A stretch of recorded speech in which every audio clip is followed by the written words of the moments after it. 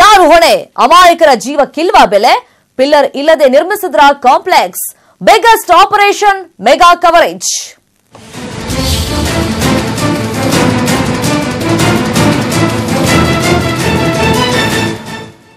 ಸಾವಿನ ಕಾಂಪ್ಲೆಕ್ಸ್ಗೆ ಇದೀಗ ಮತ್ತೊಂದು ಬಲಿಯಾಗಿದೆ ಅನ್ನೋ ಮಾಹಿತಿ ಸಿಕ್ಕಿದೆ. ಧಾರವಾಡದಲ್ಲಿ ಇದೀಗ ಸಾವಿನ ಸಂಖ್ಯೆ 11ಕ್ಕೆ ಏರಿಕೆಯಾಗಿದೆ. ಇನ್ನು ಅವಶೇಷಗಳಡಿ 20 ಜನ ಇದ್ದಾರೆ ಅನ್ನೋ ಶಂಕೆ ಇದೆ. ರಕ್ಷಣಾ ಕಾರ್ಯಾಚರಣೆ 3ನೇ ದಿನವೂ ಕೂಡ ನಿರಂತರವಾಗಿ ಸಾಗ್ತಾ ಇದೆ. ಇದೀಗ ಮತ್ತೊಂದು ಶವ ಸಿಕ್ಕಿದೆ. ಬೆಳಗ್ಗೆಯಿಂದ 3 ಮೃತದೇಹಗಳು ಪತ್ತೆಯಾಗಿತ್ತು. ಮತ್ತೊಂದು ಮೃತದೇಹ ಇದೀಗ ಪತ್ತೆಯಾಗುವ ಮುಖಾಂತರ ಸಾವಿನ ಸಂಖ್ಯೆ 11ಕ್ಕೆ ಏರಿಕೆ ಆಗಿದೆ. ಇನ್ನು ಸಾವಿನ ಕಾಂಪ್ಲೆಕ್ಸ್ ಬಳಿ ಮುಗಿಲು ಮುಟ್ತಾ ಇದೆ. ಆಕ್ರಂದನ ಕುಟುಂಬಸ್ಥರು, ಸಂಬಂಧಿಕರೆಲ್ಲ ಬರ್ತಾ ಇದ್ದಾರೆ. ಅಟ್ಲೀಸ್ಟ್ ಈಗ ಉಳಿಸಿ ಅಂತ ಸಿಲುಕಿರುವವರ ಕುಟುಂಬಸ್ಥರು ಕಣ್ಣೀರನ್ನ ಹಾಕ್ತಾ ಇದ್ದಾರೆ. ಉಳಿದವರ ರಕ್ಷಣೆಗಾಗಿ ರಕ್ಷಣಾ ಕಾರ್ಯಾಚರಣೆ ಸ್ಥಳದಲ್ಲಿ ಸಿಬ್ಬಂದಿ ಮಾಡ್ತಾ ಇದ್ದಾರೆ. ಅವಶೇಷಗಳಡಿ ಇನ್ನೂ ಕೂಡ 20 ಜನ ಇದ್ದಾರೆ ಅಂತ ಹೇಳಲಾಗ್ತಾ ಇದೆ. ಹಾಗಾಗಿ ಅವರುಗಳಿಗಾಗಿ ತೀವ್ರ ರೀತಿಯಲ್ಲಿ ಶೋಧ ಆ ಅವಶೇಷಗಳಡಿ ನಡೀತಾ ಇದೆ. ಸಾವಿನ ಸಂಖ್ಯೆ ಇನ್ನೂ ಕೂಡ ಹೆಚ್ಚಾಗೋ ಆತಂಕ ಸದ್ಯಕ್ಕಲ್ಲಿ ವ್ಯಕ್ತವಾಗ್ತಾ ಇದೆ.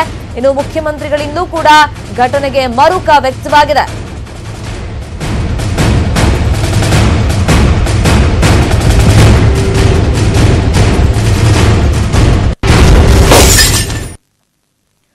ಸಾವಿನ ಸಂಖ್ಯೆ ಇದೀಗ 11ಕ್ಕೆ ಏರಿಕೆಯಾಗಿದೆ. ನಿನ್ನೆ ತನಕ 7 ಜನ ಮೃತಪಟ್ಟಿದ್ರು ಅನ್ನೋ ಮಾಹಿತಿ ಸಿಕ್ಕಿದ್ದು. ಬೆಳಿಗ್ಗೆ ನೋಡಿದಾಗ ಓರ್ವ ಪುರುಷ, ಓರ್ವ ಮಹಿಳೆ, ಹಾಗೇನೆ ಓರ್ವ ಬಾಲಕಿಯ ಶವ ಪತ್ತೆಯಾಗಿತ್ತು. 10ಕ್ಕೆ ಏರಿಕೆ ಆಗಿತ್ತು.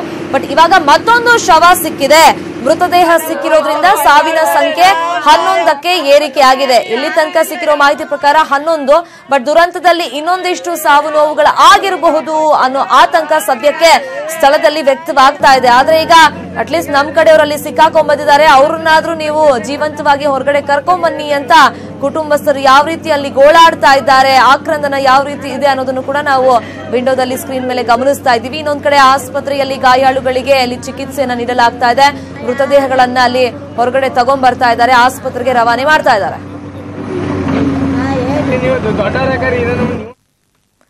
ಇನ್ನು ಸಾವಿನ ಕಾಂಪ್ಲೆಕ್ಸ್ ದುರಂತದ ಜಾಗಕ್ಕೆ ಕೆಲವೇ ಕ್ಷಣಗಳಲ್ಲಿ ಸಿಎಂ ಕುಮಾರಸ್ವಾಮಿ ಅವರು ಭೇಟಿ ನೀಡಲಿದ್ದಾರೆ. ಧಾರವಾಡಕ್ಕೆ ಎಚ್ಚರಿಕೆ ಬರ್ತಾರೆ. ಅಲ್ಲಿಗೆ ಬಂದ ತಕ್ಷಣ ಈ ಸಾವಿನ ಕಾಂಪ್ಲೆಕ್ಸ್ ಇದೆಯಲ್ಲ, ಆ ಜಾಗಕ್ಕೆ ತೆರಳಿ ರಕ್ಷಣಾ ಕಾರ್ಯಾಚರಣೆ ಯಾವ ರೀತಿಯಾಗಿ ನಡೀತಾ ಇದೆ ಅನ್ನೋ ಮಾಹಿತಿಯನ್ನ ಅಧಿಕಾರಿಗಳಿಂದ ಪಡ್ಕೊಳ್ತಾರೆ. ಖುದ್ದು ಅವರು ಕೂಡ ಪರಿಶೀಲನೆಯನ್ನ ಮಾಡ್ತಾರೆ. ಇನ್ನೇನು ಕೆಲವೇ ಕ್ಷಣಗಳಲ್ಲಿ ಮುಖ್ಯಮಂತ್ರಿ ಎಚ್.ಡಿ. ಕುಮಾರಸ್ವಾಮಿ ಅವರು ಧಾರವಾಡದಲ್ಲಿ ಆದಂತ ಘಟನಾ ಸ್ಥಳಕ್ಕೆ ಭೇಟಿ ಕೊಡ್ತಾರೆ. ನಾನು ಧಾರವಾಡಕ್ಕೆ ಹೊರಟಿದ್ದೀನಿ. ಅಲ್ಲಿ ನನಗೆ ಇರ್ತಕ್ಕಂಥ ಮಾಹಿತಿ, ಈಗ 9 ಜನರ ಒಂದು ಅಲ್ಲಿಯ ಅವಘಡದಲ್ಲಿ ನಿಧನರಾಗಿರ್ತಕ್ಕಂಥ ಸುದ್ದಿ ಇದೆ. ಇನ್ನೂ 8-10 ಜನ ಒಳಗೆ ಸೇರಿರ್ಬೋದು ಅಂತಕ್ಕಂಥ ಮಾಹಿತಿ ಏನಿದೆ. ಸರ್ಕಾರದ ವತಿಯಿಂದ ಹಲವಾರು ರೀತಿಯಲ್ಲಿ ಪ್ರತಿಯೊಂದು ಜೀವನ ಉಳಿಸ್ತಕ್ಕಂಥದ್ದಕ್ಕೆ ಭಾಳ ಪ್ರಯತ್ನ ಪಟ್ಟಿದ್ದಾರೆ. ನಾನು ಸರ್ಕಾರದ ಅಧಿಕಾರಿಗಳಿಗೆ ಅಭಿನಂದನೆ ಸಲ್ಲಿಸ್ತೀನಿ. ಮುಖ್ಯ ಕಾರ್ಯದರ್ಶಿಗಳು, ನಮ್ಮ ಅಗ್ನಿಶಾಮಕ ದಳದ ಹಿರಿಯ ಅಧಿಕಾರಿಗಳು ಎಲ್ಲರೂ ಸೇರಿ ಕಾಲಹರಣ ಮಾಡದೆ, ಮತ್ತು ಅಲ್ಲಿ ನಮ್ಮ ಜಿಲ್ಲಾಡಳಿತ ಇರ್ಬೋದು, ಎಲ್ಲರೂ ಸಹ ಸುಮಾರು 350ಕ್ಕೂ ಹೆಚ್ಚಿನ ಸರ್ಕಾರದ ಸಿಬ್ಬಂದಿಗಳು, ಅದು NDRFನ ಅಧಿಕಾರಿಗಳಿರ್ಬೋದು, ಇಲ್ಲಿಂದ ನಾವು ಕಳಿಸಿದಂಥ ಅಧಿಕಾರಿಗಳಿರ್ಬೋದು ವಿಶೇಷ ವಿಮಾನದಲ್ಲಿ, ಎಲ್ಲರೂ ಸಹ ಪ್ರತಿಯೊಂದು ಜೀವನ ಉಳಿಸ್ತಕ್ಕಂಥ ನಿಟ್ಟಿನಲ್ಲಿ ಪ್ರಾಮಾಣಿಕವಾಗಿ ಪ್ರಯತ್ನ ಪಟ್ಟಿದ್ದಾರೆ. ಆದರೆ ಇಂಥ ಒಂದು ಸಮಸ್ಯೆಗಳು ಉದ್ಭವ ಆದಾಗ ಜೀವ ಉಳಿಸ್ತಕ್ಕಂಥದ್ದು ನಮ್ಮಗಳ ಕೈಲಿಲ್ಲ. ನಾವು ಶತ ಪ್ರಯತ್ನ ಪಟ್ಟರು ಎಲ್ಲ ಒಂದು ಕಡೆ ನನ್ನ ಮನಸ್ಸಿಗೆ ನೋವಿದೆ. ನಾನು ನಮ್ಮ ಅಧಿಕಾರಿಗಳಿಗೆ ಈ ಒಂದು ಪ್ರಕರಣ ಅವತ್ತಾದಾಗ ಏನಾದರೂ ಮಾಡಿ ಪ್ರತಿಯೊಬ್ಬರನ್ನು ಉಳಿಸ್ತಕ್ಕಂಥದ್ದಕ್ಕೆ ಪ್ರಯತ್ನ ಪಡೆಯತಕ್ಕಂಥ ಸೂಚನೆಯನ್ನೇ ನಾನು ಕೊಟ್ಟೆ. ನಮ್ಮ ಅಧಿಕಾರಿಗಳು ಅಷ್ಟೇ ಪ್ರಾಮಾಣಿಕವಾಗಿ ಕೆಲಸ ನಿರ್ವಹಣೆ. ಸಿಎಂ ಆಗಮನ ಹಾಗೆ ರಕ್ಷಣಾ ಕಾರ್ಯಾಚರಣೆ ಸ್ಥಳದಲ್ಲಿ ಯಾವ ರೀತಿ ಸದ್ಯಕ್ಕೆ ಆಗ್ತಾ ಇದೆ, ಈ ಬಗ್ಗೆ ಮತ್ತಷ್ಟು ಮಾಹಿತಿಯನ್ನು ಕೊಡ್ತಾರೆ. ಸ್ಥಳದಿಂದ ನೇರ ಸಂಪರ್ಕದಲ್ಲಿ ಜಾಯ್ನ್ ಆಗಿರುವಂತಹ ನಮ್ಮ ರಿಪೋರ್ಟರ್ ಚಂದ್ರಕಾಂತ್ ಸುಗಂಧಿ. ಚಂದ್ರಕಾಂತ್, ಸಿಎಂ ಕುಮಾರಸ್ವಾಮಿ ಅವರು ಎಷ್ಟು ಗಂಟೆಗೆ ಬರೋ ನಿರೀಕ್ಷೆ ಇದೆ? ಅದ್ರ ಜೊತೆಗೆ ಸದ್ಯಕ್ಕೆ ರಕ್ಷಣಾ ಕಾರ್ಯಾಚರಣೆ ಯಾವ ರೀತಿಯಾಗಿ ಆಗ್ತಾ ಇದೆ ಅಲ್ಲಿ?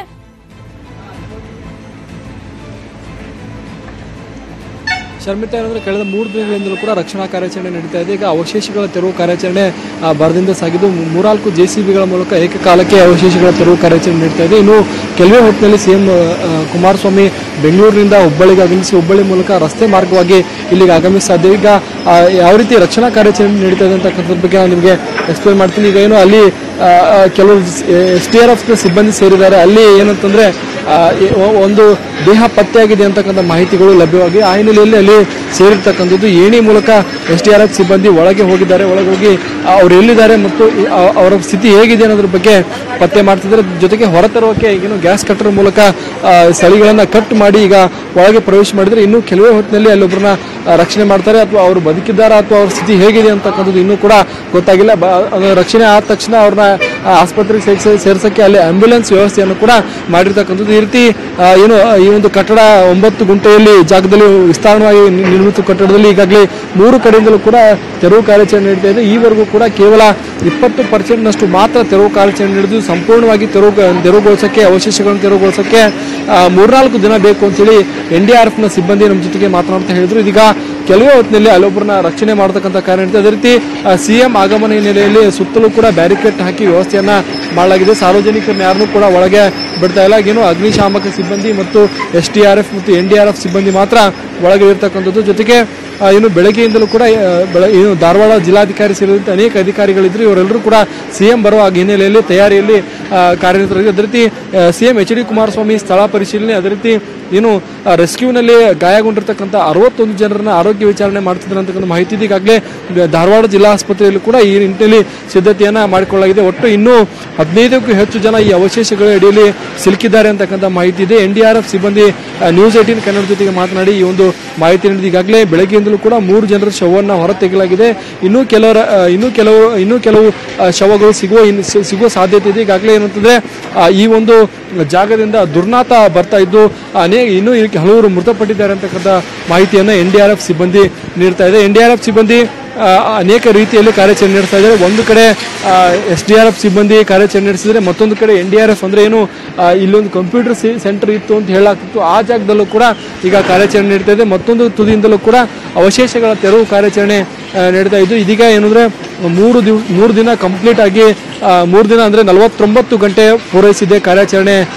ಈ ಒಂದು ಕಾರ್ಯಾಚರಣೆ ಇನ್ನು ಕೇವಲ 20% ಅವಶೇಷಗಳು ಅಂದ್ರೆ 5 ಮಹಡಿ ಕಟ್ಟಡ ಆಗಿರೋದ್ರಿಂದ 5 ಸ್ಲ್ಯಾಬ್ಗಳಾಗಿರ್ಬೋದು ಮತ್ತು ಅನೇಕ ಪಿಲ್ಲರ್ಗಳನ್ನ ಈ ಒಂದು ಕಟ್ಟಡಕ್ಕಾಗಿತ್ತು. ಅವೆಲ್ಲವೂ ಕೂಡ ತೆರವು ಕಾರ್ಯಾಚರಣೆ ಇನ್ನೂ ಮಾಡಬೇಕಿದೆ. ಇನ್ನು ಒಳಗಡೆ ಹೋಟೆಲ್ ಮತ್ತಿತರ ಅಂಗಡಿಗಳಿದ್ದು ಅವೆಲ್ಲವೂ ಕೂಡ ವಸ್ತುಗಳು ಸಂಪೂರ್ಣವಾಗಿ ನುಚ್ಚು ನೂರಾಗಿವೆ. ಅವೆಲ್ಲವೂ ಕೂಡ ತೆರವು ಕಾರ್ಯಾಚರಣೆ ನಡೀತಾ ಇದೆ. ಇನ್ನು 2-3 ದಿನಗಳ ಕಾಲ ಈ ಒಂದು ಕಾರ್ಯಾಚರಣೆ ನಡೆಯುವ ಸಾಧ್ಯತೆ. ಆದರೆ ಒಳಗಡೆ ಸಿಲುಕಿರೋರ ಸ್ಥಿತಿ ಹೇಗಿದೆ ಅಂತಕ್ಕಂಥದ್ದು ನಿಜಕ್ಕೂ ಕೂಡ ಯಾರಿಗೂ ಗೊತ್ತಾಗ್ತಿಲ್ಲ. ಇನ್ನು NDRF ಸಿಬ್ಬಂದಿ ಒಳಗಡೆ ಹೋಗಿ ನೋಡಿದಾಗ ಕೆಲವರು ನಿನ್ನೆ ಮಾತನಾಡಿದ್ರು ಅದು ಇವತ್ತು ಯಾವುದೇ ಆ ರೀತಿಯ ಸ್ಥಿತಿ ಯಾವುದು ಕೂಡ ಇಲ್ಲ. ಇದು ಆತಂಕಕ್ಕೆ ಕಾರಣವಾಗಿದೆ. ಪೋಷಕರು ಕೂಡ ಈಗ ಆತಂಕವನ್ನು ವ್ಯಕ್ತಪಡಿಸಿದ ರೀತಿ ಏನು ಇಷ್ಟೊಂದು ದುರ್ಘಟನೆ ಸಂಭವಿಸಿದೆ. ಇದುವರೆಗೂ ಕೂಡ ಓರ್ವ ಆರೋಪಿಯನ್ನು ಪೊಲೀಸರು ಬಂಧಿಸಿದ್ದು. ಇನ್ನು 5 ಆರೋಪ ಬಂಧನ ಯಾಕಾಗಿಲ್ಲ ಅಂತಕ್ಕಂಥದ್ದು ಈ ಒಂದು ಅವಶೇಷಗಳಲ್ಲಿ ಸಿಕ್ಕು ಮೃತಪಟ್ಟವರ ಕುಟುಂಬಸ್ಥರ ಆಕ್ರೋಶವಾಗಿದೆ. ತಕ್ಷಣ ಅವರನ್ನ ಬಂಧಿಸಬೇಕು, ಅವ್ರ ವಿರುದ್ಧ ಕ್ರಿಮಿನಲ್ ಕೇಸ್ ಹಾಕಬೇಕು ಅಂತ ಹೇಳಿ ಈಗಾಗಲೇ ಪೋಷಕರು ಆಗ್ರಹಿಸಿದ ರೀತಿ ಏನು ಮಾಜಿ ಸಿಎಂ ಜಗದೀಶ್ ಶೆಟ್ಟರ್ ಸೇರಿದಂತೆ ಅನೇಕರು ಸಿಟ್ಟಿಂಗ್ ಜಡ್ಜ್ ನೇತೃತ್ವದಲ್ಲಿ ಒಂದು ತನಿಖೆ ಮಾಡಬೇಕು.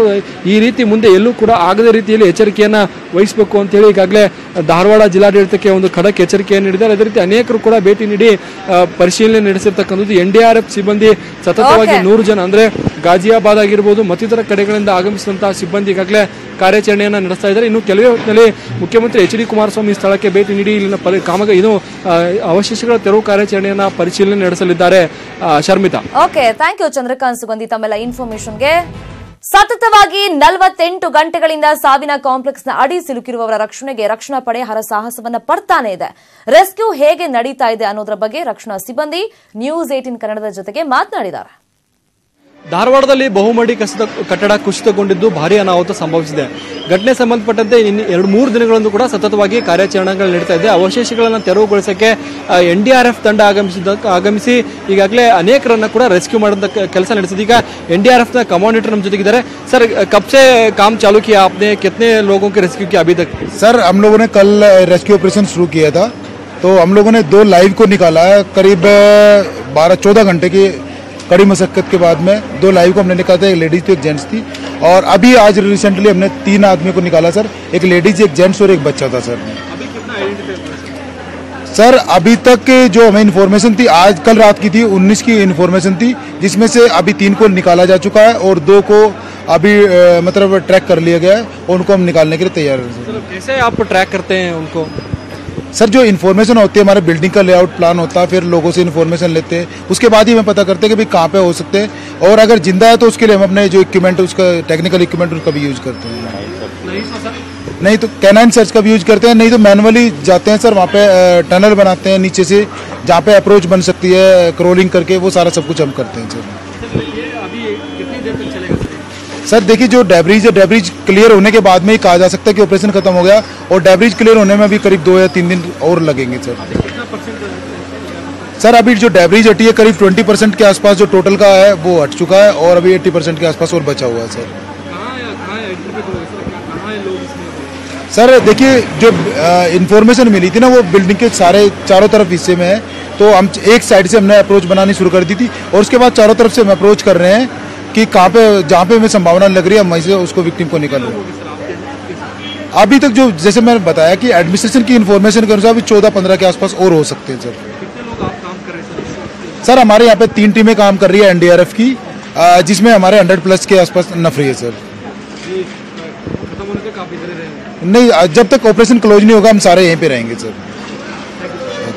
ಇದರಿಂದ NDRF ನ ಕಮಾಂಡೆಂಟ್ ಹೇಳೋ ಮಾತು, ಇದನ್ನ ರೆಸ್ಕ್ಯೂ ಆಪರೇಷನ್ ಮುಗಿಯವರೆಗೂ ನಾವು ಇಲ್ಲೇ ಇರ್ತೀವಿ. ಈಗಾಗಲೇ 100ಕ್ಕೂ ಹೆಚ್ಚು ಸಿಬ್ಬಂದಿ ನಾವು ಕಾರ್ಯಾಚರಣೆ ನಡೆಸ್ತಾ ಇದ್ವಿ. ಕಾರ್ಯಾಚರಣೆಯಲ್ಲಿ ಅನೇಕರನ್ನ ರಕ್ಷಣೆ ಮಾಡಿದ್ದೇವೆ. ಇನ್ನೂ 10ಕ್ಕೂ ಹೆಚ್ಚು ಜನ ಒಳಗಡೆ ಸಿಲುಕಿದ್ದಾರೆ, ಅವ್ರನ್ನ ರಕ್ಷಣೆ ಮಾಡೋ ಕಾರ್ಯಾಚರಣೆ ನಡೀತಾ ಇದೆ. ಈಗ ಮೊದಲು ಬೆಳಗ್ಗೆ 1 ಭಾಗದಿಂದ ನಾವು ಕಾರ್ಯಾಚರಣೆ ಮಾಡಿದ್ವಿ, ಆದ್ರೆ ಇದೀಗ 3 ಭಾಗದಿಂದಲೂ ಕೂಡ ಕಾರ್ಯಾಚರಣೆಯನ್ನ ಮಾಡ್ತಾ ಇದೀವಿ ಅಂತೇಳಿ NDRF ನ ಮುಖ್ಯಸ್ಥರು ನಮ್ಮ ಜೊತೆಗೆ ಮಾತನಾಡಿದ್ದಾರೆ.